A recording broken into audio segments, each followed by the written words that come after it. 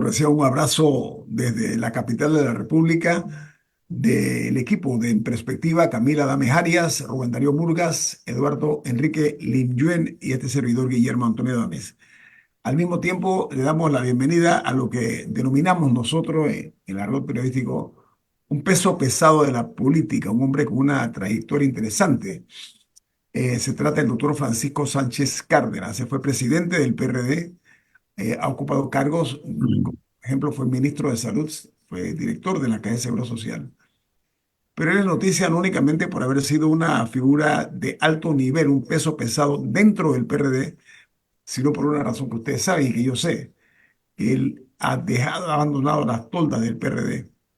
Y de eso vamos a hablar. Pero antes, doctor Francisco Sánchez Cárdenas, una bienvenida afectuosa, como siempre, aquí a este programa. Muchas gracias, don Guillermo Antonio. Oiga, Saludos a Lin Yuen y no reconocía a Rubén Murgas, a Rubén Murga está más joven, y y a la preciosa joven que tienes ahí al lado. Camila. Buen día. Mm. Oiga, doctor Sánchez Cárdenas, antes de entrar en materia política, le tengo una preguntita a usted que fue director de la Caja de Seguro Social. No, le tengo dos realmente. Una, inquieta y mucho que aquí se dio una pérdida de fentanilo, que como usted sabe, como médico y nosotros sabemos, no únicamente como comunicadores, sino como personas que leemos, como la mayor parte de nuestros oyentes, el fentanilo es tal vez en este momento la droga que está causando más bajas en las sociedades del mundo por lo letal, lo letal que representa esta. En Panamá se perdió una cantidad determinada, pero no se sabe nada, doctor. Eso es normal que en la calle de Cero Social ocurra esto y pase inadvertido o quede en la oscuridad de una esquina. O ¿cómo se maneja eso dentro de la calle de Cero Social, doctor?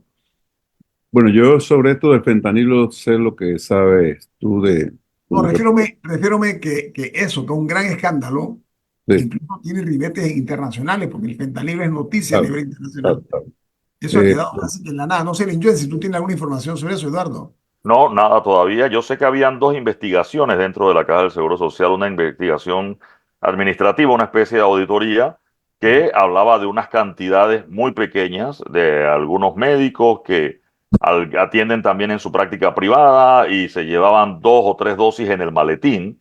Y la investigación grande que era la que hablaba de los 19.000 y tantas dosis de fentanilo, ¿no? Doctor, a eso me refiero. O sea, una información de esta naturaleza. Ok, está en investigación, pero ¿hay que decir algo o no?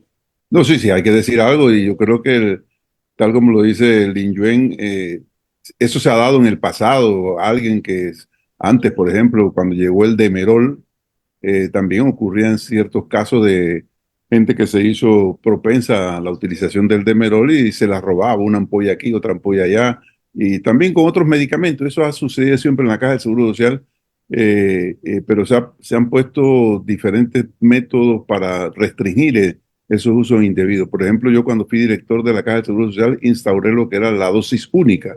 Ya no se podían hacer esos pedidos enormes que hacían las salas para mantener los medicamentos por si acaso alguien los necesitaba en la sala, ¿no?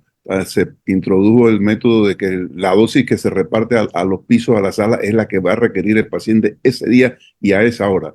Y eso se ha puesto en práctica en todos los hospitales privados también del país. Pero lo que sucedió con el fentanilo es una situación un poco, tal como lo dices, muy peligrosa, porque es un negocio con un medicamento que ha demostrado que produce una destrucción del cerebro humano de una forma verdaderamente escandalosa y que se hayan perdido casi 20.000 ampollas. Eso no se lo roba un médico, eso no se lo roba una enfermera, no se lo roba un empleado, un colaborador del hospital. Eso ya es una red la que muy probablemente funcionó y se llevó un enorme paquete que no deja de pesar una gran cantidad de libras de peso, y eso se necesita toda una organización. Y yo he escuchado que el caso está en el Ministerio Público y que se sigue investigando, pero como tú no he sabido absolutamente más nada.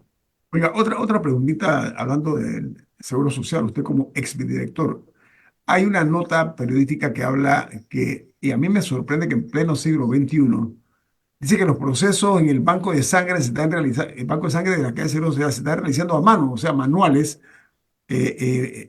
producto de que hay un atraso, eso nos lleva a un atraso, un rezago de hace 2 décadas, doctor Sánchez Cárdenas.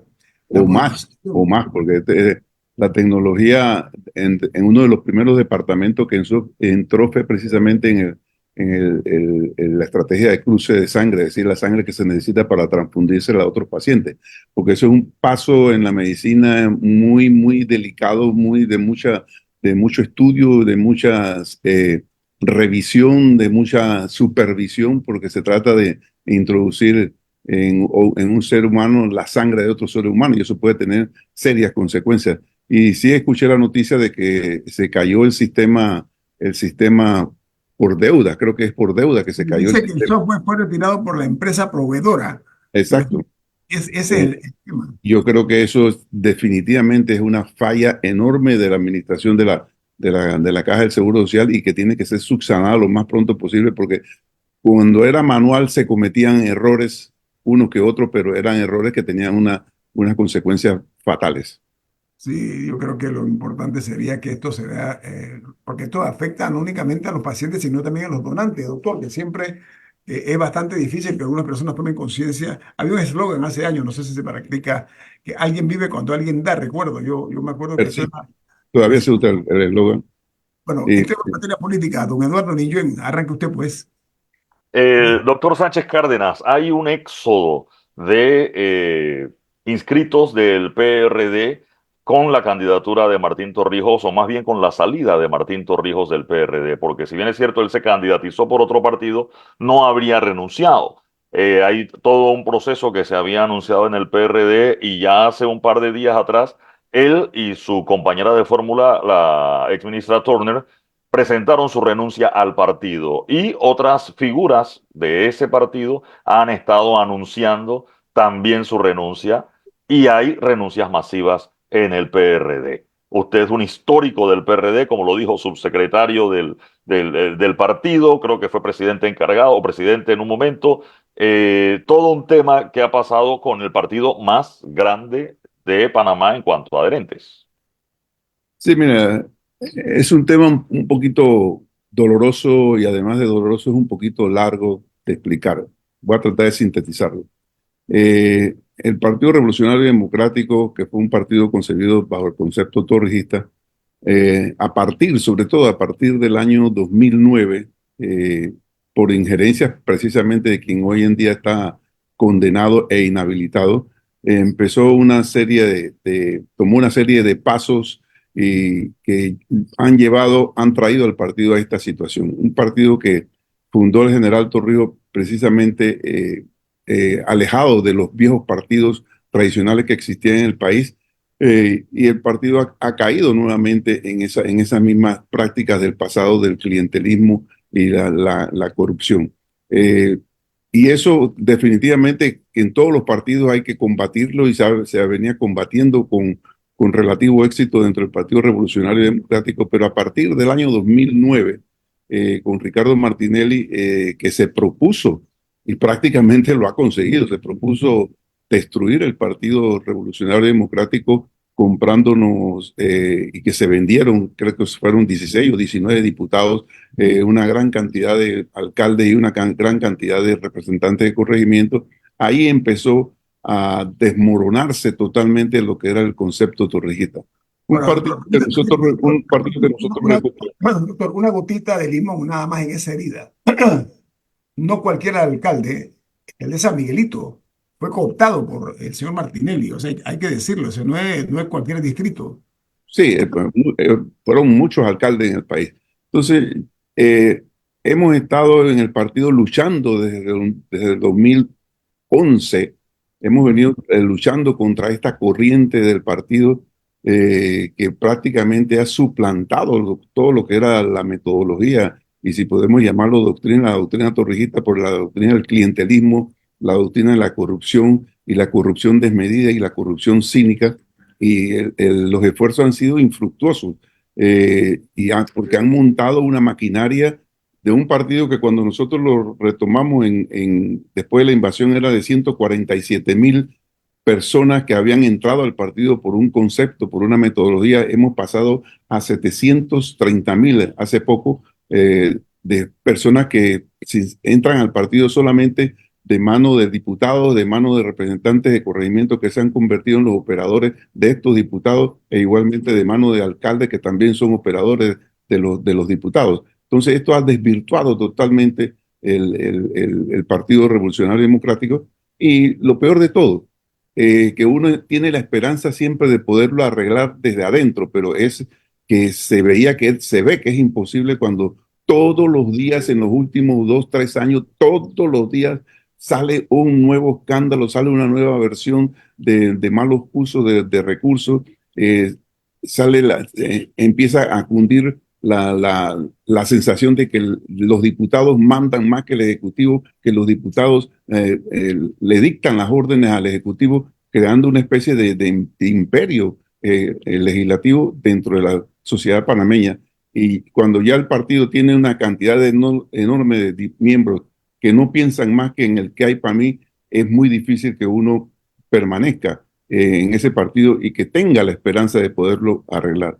Y por eso yo personalmente no había tomado la decisión porque pertenezco a una campaña y no quería hacerle daño a esa campaña, pero una vez que el candidato tomó esa decisión que yo venía sopesando desde hace mucho tiempo ya, la puse en efecto. Doctor Sánchez Cárdenas, a mi juicio, el PRD se regordea diciendo que es el partido más grande. Por supuesto que lo es, pero lo ha convertido en un movimiento político paquidérmico, en un elefante, ¿ok? Cuyos movimientos son cada vez más lentos, pero lo peor de esto es que no es la cantidad, sino la calidad lo que cuenta en todo, incluida la política. Mire más, esto es En Perspectiva, un programa para la gente inteligente como usted.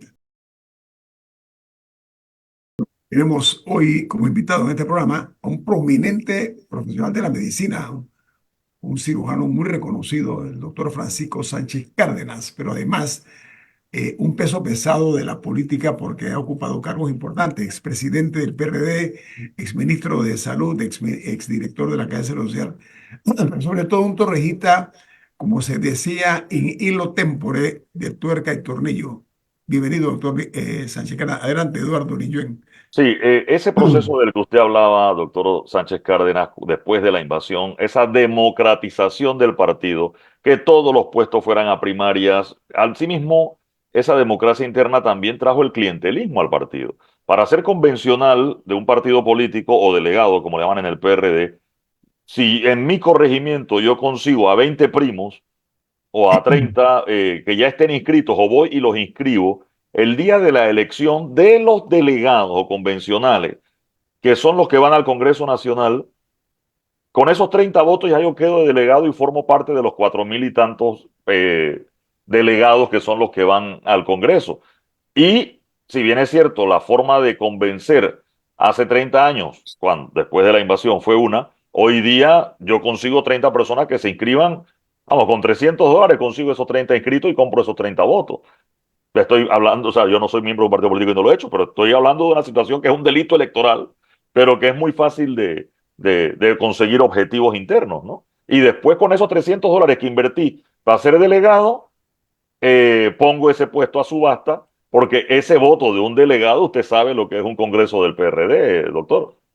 Sí, Eduardo, mira, yo creo que cuando nosotros retomamos el partido después de la invasión, y después de haber participado en gobiernos de dictadura, nosotros nos propusimos y nos comprometimos con las nuevas autoridades a profundizar la democracia en el país.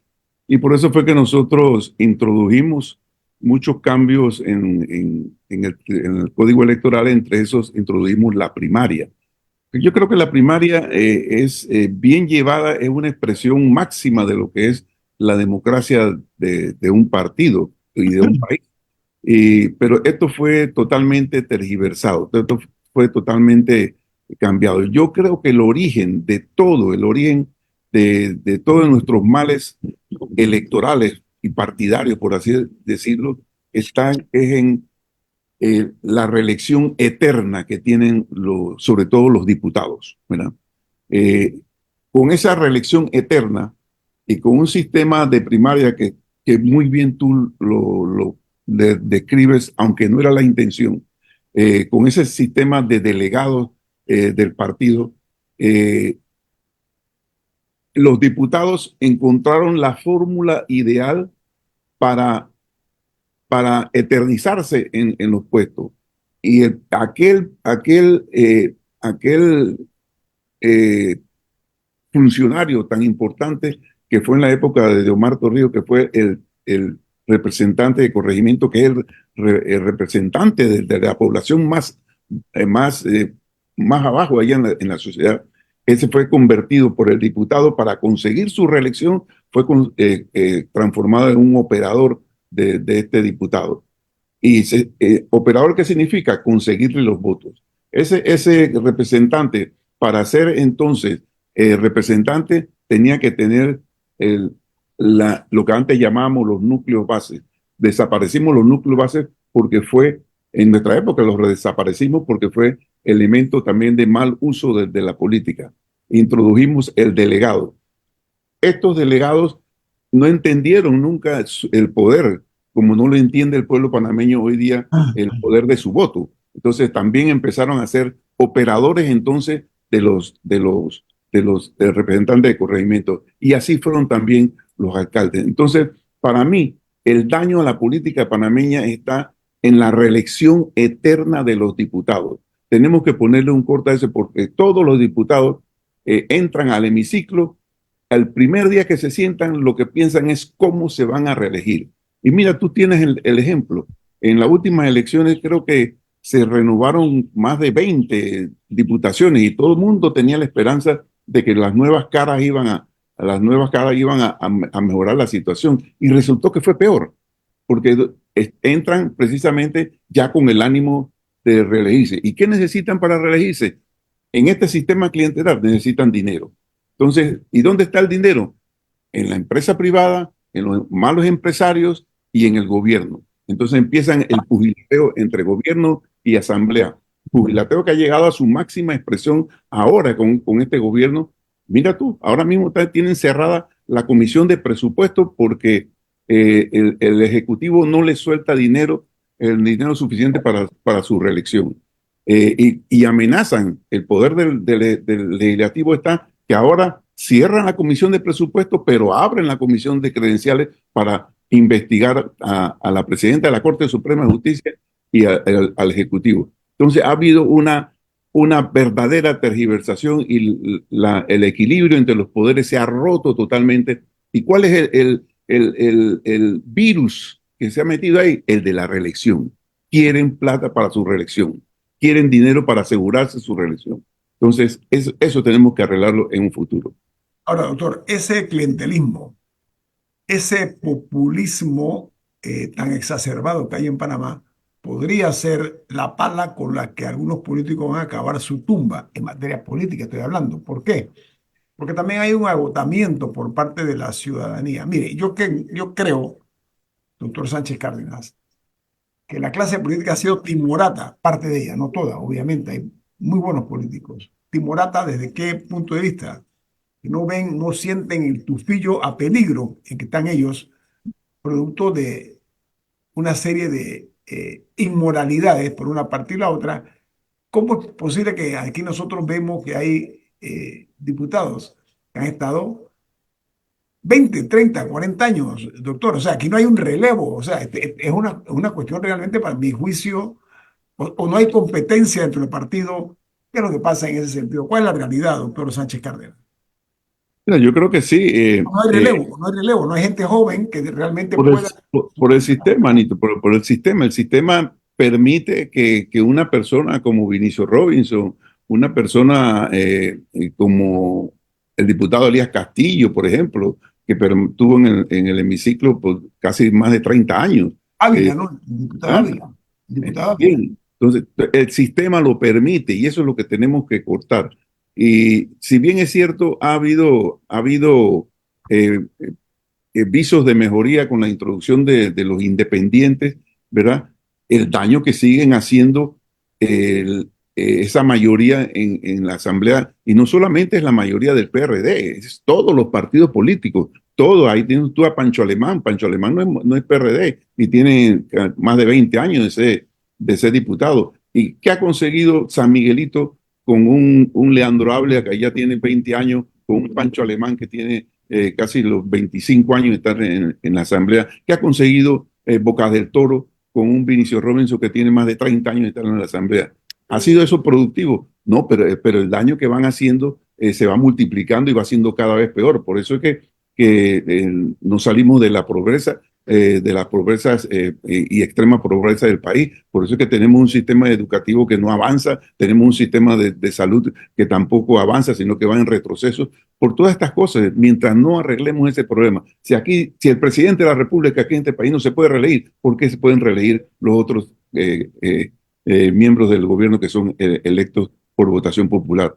Tenemos que pasar un periodo de 20 años de que aquí nadie se puede reelegir hasta que vayan saliendo mejores y cada vez mejores funcionarios públicos, y no los funcionarios públicos que llegan al poder es para enriquecerse. Ahora, esta mirada ha sido más que nada por el lado de los partidos y por lo que permite o no las leyes electorales. Sin embargo, hay otros elementos que influyen en el poder que tienen muchas de estas personas en las comunidades. Está, por ejemplo, la descentralización paralela, y los diferentes nombres que ha tenido desde las planillas cashback, las partidas circuitales, etcétera. Siempre, cada vez que se empieza a investigar una, reaparece con otro nombre y otra figura. Pero ¿cómo se elimina eso sin al mismo tiempo abrir un hueco en las comunidades porque el resto del Estado no hace su trabajo? O sea, Mira, ¿cómo cortar esa dependencia que tienen muchas comunidades con políticos específicos y que de todas maneras se pueda suplir las necesidades de estas comunidades? yo sinceramente creo que el primer paso está en impedir la reelección. El primer paso está allí. Si tú impides la reelección, cada vez No, va a ir no hay saliendo. incentivo para hacer eso. Entonces, el caso de la descentralización, ¿sabes cuánto se luchó en este país para que el dinero que entra a las arcas del Estado llegara a las comunidades más humildes de este país? Esa fue una lucha muy grande que se logró, creo que fue en el gobierno de Martín Torrijos precisamente, que se logró establecer la ley de descentralización, que no se pudo poner en práctica sino hasta recientemente. Pero eso es lo más sano, que no haya intermediarios entre la comunidad y el gobierno central, sino que el representante de corregimiento con su comunidad decidan en qué van a utilizar los dineros que tienen que recibir por ley para beneficio de las mayorías. Pero ¿qué pasó? La descentralización quedó convertida en descentralización paralela. ¿Para qué? Para favorecer a los diputados y a los representantes que quieren reelegirse. Entonces el problema está en la reelección. Ahí es donde está el problema fundamental. Y mientras no arreglemos eso, vamos a estar dando estos saltos y estos brincos y con todas estas situaciones críticas que vive la nación panameña. Tenemos corte comercial. Tiene más. Sí, Esto Rubén. es. Diga Rubén, rapidito. No se escucha, Rubén. Tiene que activar el micrófono. No se escucha. Sí, Ahí estamos, está. ya, ahora sí. Ahora sí, bueno, la reelección indefinida ha causado un problema al sistema electoral panameño. ¿Por qué? Porque los representantes de corregimiento fue una creación importante de Torrijos, porque los diputados provinciales habían dañado el sistema democrático panameño. Pero ahora la instauración indefinida de que el representante de corregimiento se pueda reelegir las veces que quiera, pero ahora se han creado los circuitos electorales que desnaturalizaron por completo la figura del representante de corregimiento. Entonces esa es una falla que el PRD, que fue el que creó el sistema de representante de corregimiento, lo dañó con la la reelección indefinida de esa figura de los diputados por circuitos electorales. Ok, muy bien. Bueno, amigos, tenemos un corte comercial. Lo que pasa es que aquí hay una versión tropicalizada de la política, esa es la realidad, ¿no? Tenemos que cambiar, tenemos que refrescar el ambiente, tenemos que buscar una manera práctica y eficiente de cambiar la forma como se practica la política, si es que se puede llamar política esa metodología, ¿no? De hacer filantropía con dinero de nosotros, los contribuyentes, de depender la gente pobre. La pobreza se ha convertido en un arma muy importante para lograr objetivos como ese de la reelección. El que hay para mí, el que no da, no, ¿cómo que? El que no va, no da, el que no da, no va. Eso es una serie de Bueno, distorsiones. ahora lo han acortado a no vas, pero con otro significado. Ok, vamos al corte comercial. Esto es En Perspectiva, un programa para la gente inteligente como usted. Bueno, amigos, la realidad es que nadie que se maneje en la política escapa a la ira de un electorado frustrado, que se siente engañado y que se siente que ha sido timado. Como dice aquí, coloquialmente lo han congueado, es que es el término, ¿no? Eduardo Lillén, adelante. Sí, yo entiendo la preocupación de eso que el PRD llamaba el poder popular y en el glosario de PRD, porque hay un glosario PRD, hay unos términos acuñados por el PRD histórico, ¿no? Unidad monolítica, el patrullaje doméstico, ese tema de que el representante de corregimiento es el que conoce el problema de la comunidad y lo sufre, porque también vive en la comunidad. Son términos acuñados dentro de eso. De hecho, doctor Sánchez Cárdenas, en el 98 usted y yo conversábamos y hablábamos de reelección. En ese momento del doctor Ernesto Pérez Valladares, oyente asiduo de este programa, debo decirlo también. Pero usted habla de esta reelección indefinida que se tienen, pero yo creo que los liderazgos se pueden revalidar siempre y cuando esa validación se haga de forma legítima. Es decir, en primarias sí, pero donde haya una igualdad de condiciones para el que quiera desafiar al liderazgo en su momento. Yo no sé, por ejemplo, Robinson en Bocas del Toro va a elecciones y sale electo, y hace primaria dentro del PRD y sale electo, pero que haya la posibilidad de desafiarlo en algún momento para que haya ese alpinismo generacional para seguir en el glosario de los términos torrijistas, doctor. Sí, mira, Eduardo, yo creo que eh, yo también creo que han habido diputados muy buenos en la historia de este país y que se han reelegido. El problema es cuando la norma de reelegirse se vuelve una constante, no importa el mérito, no importa la capacidad, no importa la preparación, sino lo que importa es qué grado de clientelismo va a desarrollar el diputado que no tiene el mérito suficiente para pertenecer a la Asamblea Nacional. Y la realidad de lo que estamos viendo es que lo consiguen, que lo consiguen. Sí, Juan Diego Vázquez es un tremendo diputado, pero si nosotros le abrimos la puerta a un Juan Diego Vázquez y se nos van a meter, no vamos a utilizar nombres, 20 de los que conocemos que no tienen ningún mérito, ninguna preparación, ningún interés por solucionar los problemas nacionales, sino el único interés personal. Entonces hay que ver en la balanza económicamente qué es lo más le conviene al país. Yo creo que la cultura panameña, de política del panameño común, tenemos que elevarla, tenemos que elevarla.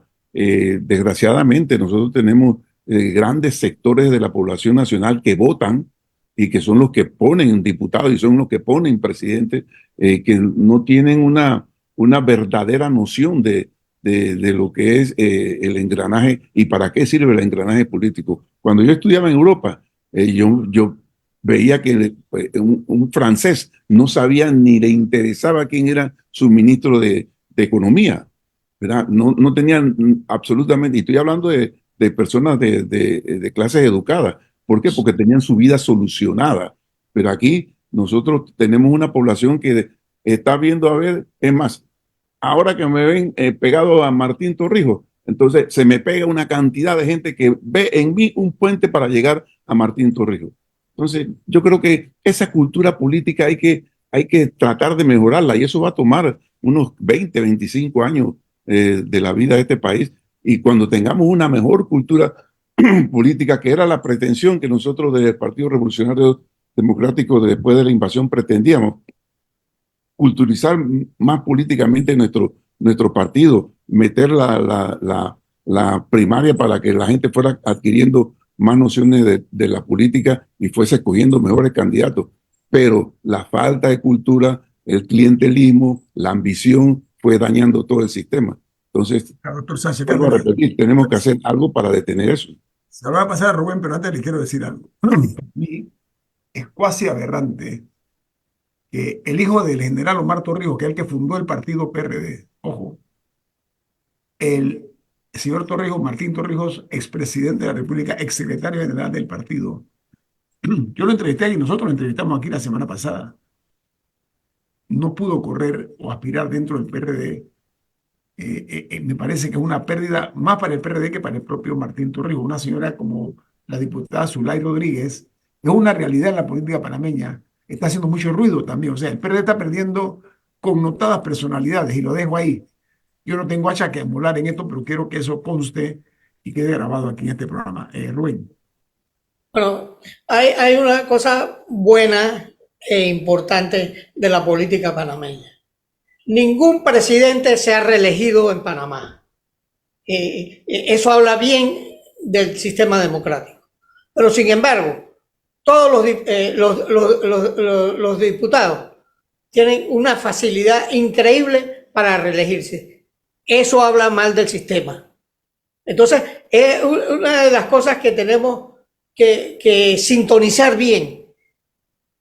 ¿Por qué los presidentes no se reeligen en Panamá, pero los diputados sí se reeligen? Entonces, algo malo tiene el sistema y eso nos tenemos que sentar. Todos los políticos, Sánchez Cárdenas, tú eres un lujo en la política panameña. Entonces, debemos sentarnos todos los políticos a estudiar el sistema para corregirlo. Sí, mira, Rubén, ha traído un punto muy importante. Y es lo que yo digo de la falta de cultura del pueblo panameño y falta de cultura que se debe al estilo de desarrollo económico del país. En el 1998, cuando se le preguntaba al pueblo panameño cómo calificaba el gobierno del doctor Ernesto Pérez Valladares, el 68% lo calificaba bien de esa población. ¿Quiere usted que el doctor Ernesto Pérez Valladares se reelija? El 30 solamente votaban a favor, creo que era el 30 y algo por ciento, 38%. Entonces, ¿eso qué te demuestra? Te demuestra que ese pueblo, ese 68%, reconocía que era un buen gobierno, pero dentro de ese 68% hay una enorme cantidad de población con inmensa cantidad de problemas, desde sociales, económicos, culturales, de todo. Y esa porción de la sociedad que reconocía un buen gobierno veía en la oportunidad de las próximas elecciones una esperanza de que viniese otro y le solucionara los problemas. La gente en cada elección lo que busca es alguien que le solucione los problemas. Y si este no pudo, como lógicamente no va a poder ningún gobierno solucionar todos los problemas de inmensa cantidad de la mayoría del país, siempre va a haber ese espíritu de cambiar. Ahora, el diputado es lo contrario. El diputado sí tiene soluciones en esos circuitos para la población a través de los dineros del Estado y a través de otro tipo de dinero. Hay alguien repartiendo bicicletas a diestra y siniestra en este país, ¿verdad? Y entonces, no hacen nada las autoridades. Oiga, las autoridades competentes no hacen nada. Ojo. Entonces, esa porción de la población sí ve en el diputado a alguien que le está resolviendo el problema. El problema, la situación es que la gente tiene problemas y no se les puede resolver a todos. Entonces buscan quien les resuelva, ya sea representante ese se va a reelegir. Ya sea el diputado, ese se va a reelegir. El alcalde, ese se va a reelegir. Pero el presidente que no le resolvió el problema a la gran mayoría, ese no se va a reelegir. Y entonces esa es una gran distorsión. Oiga, doctor Sánchez Cárdenas, usted está en las filas del candidato Martín Torrijos, ¿no? Me da mucha pena que en este país todavía estemos hablando de que las elecciones dependerán de si podía o no correr Ricardo Martinelli. El señor Martinelli no va a poder correr. Y ahora, ¿quién sería la persona a vencer a su juicio, señor Sánchez Cárdenas? Sí, antes de contestarte eso, alguien mencionó, no recuerdo en qué contexto, más o menos que Martín debió o se insinuó que Martín debía haber corrido dentro del partido. Cuando en marzo del año pasado me dijeron que Martín quería conversar conmigo y me dijeron que quería participar en las elecciones del 2024. Yo que conozco la maquinaria de ese PRD, yo dije que ni se meta a correr ahí porque lo van a descuartizar, porque esa maquinaria es muy poderosa, esa maquinaria del dinero, del clientelismo, de la presión, la cantidad de presión que tienen ahora mismo a los funcionarios públicos es enorme, lista en mano, llamadas. Oiga, doctor, permiso, doctor, usted está haciendo una declaración incendiaria, déjeme decirle. Es la realidad. Entonces, esa maquinaria es prácticamente, en estas circunstancias, dentro del partido es totalmente invencible. Entonces, después me llegó otra persona y me dice lo mismo, que Martín quería conversar conmigo porque quería participar en las elecciones. Le dije lo mismo, que ni se meta, que no tiene ninguna oportunidad dentro del partido. Y eso se evidenció con Cristiano Adame. Cristiano Adame adoptó una actitud torrijista en esta primaria y fue totalmente aniquilado. Hasta que un día me llega una persona... El torrijismo es parte de un pasado glorioso para el PRD, o todavía queda algo del torrijismo dentro del PRD a su juicio. Muy poco, muy poco, muy poco. Pero déjame terminar. Entonces me llega otra persona y me dice, no, es que Martín no va a correr dentro del partido, Martín va a correr fuera del partido. Entonces dije, ahí sí lo apoyo. Ahí sí lo apoyo. Porque yo creo que había que manifestarse en esa dirección y lograr que esos torrijistas de los cuales tú estás hablando en estos momentos, que son pocos dentro del partido, tenemos que reconocerlo, aquellos 150,000 miembros del partido que nos ayudaron a reunificar el partido después de la invasión, de esos quedan ya pocos. Lo que ha venido después es la montonera, lo que ha venido después es el clientelismo, lo que ha venido después es el que hay para mí, y esos no son torrijistas, o son muy pocos torrijistas, la mayoría no lo son. Entonces, sí, el partido ha dejado de ser torrijista, pero yo siempre digo, el torrijismo puede vivir sin el PRD, pero un PRD sin torrijismo no va a existir. Entonces, por eso es que hemos tomado esta decisión, los torrijistas, los que estamos esperanzados en que el concepto torrijista no desaparezca y siga siendo un método para buscar solución a los problemas de la mayoría en Martín Torrijos, por eso es que lo estamos apoyando. Doctor Francisco Sánchez Cárdenas, gracias por estar con nosotros esta mañana.